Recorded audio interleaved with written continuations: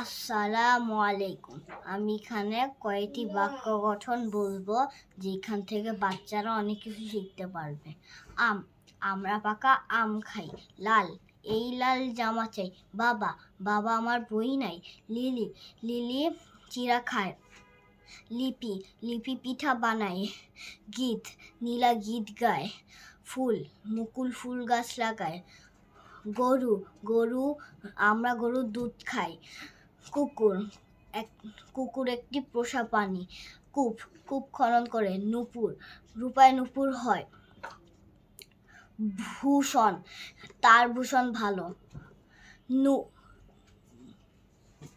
মৃগ, মৃগ তৃণ বৃষ খায়। ছেলে, ছেলেবেলা পড়ার সময়। দই, চৈতি দই দিয়ে খই খায়। বৈশাখ, বৈশাখ মাসে খুব ঝড়। খোকা, খোকা ঘুম থেকে ওঠো। পৌষ, পৌষ মাসে খুব শীত।